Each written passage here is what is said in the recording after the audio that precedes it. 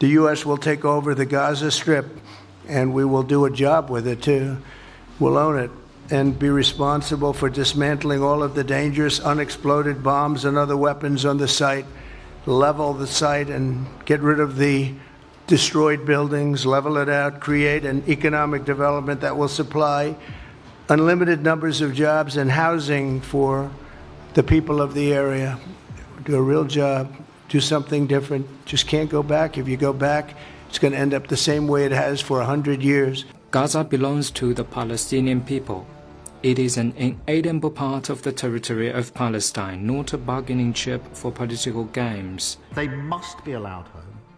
They must be allowed to rebuild, and we should be with them in that rebuild on the way to a two-state solution.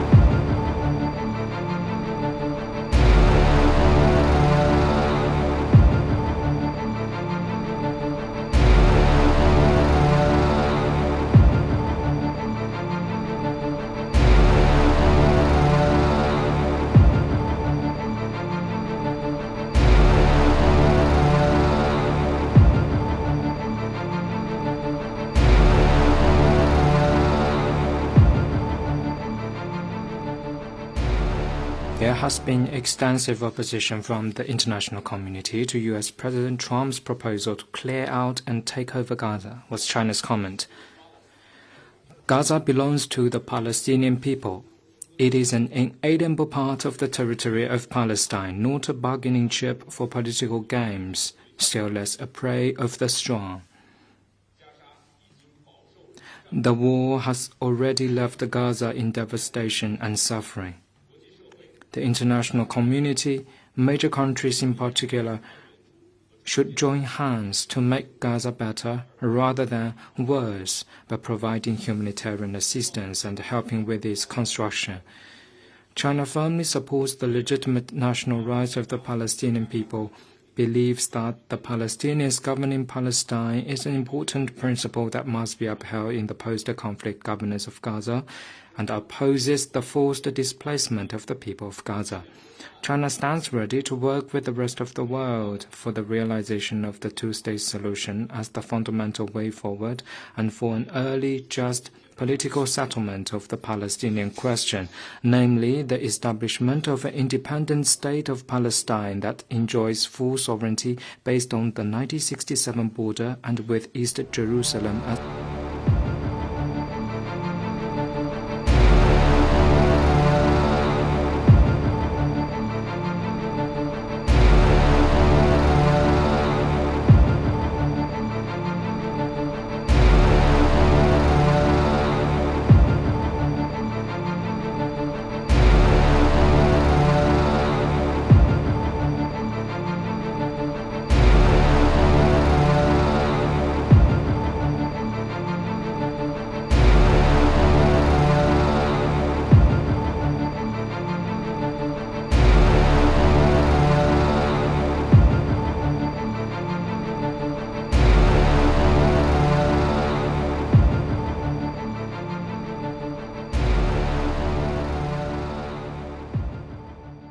Last night, many of us were alarmed to hear President Trump speak about forcibly displacing 1.8 million people from Gaza.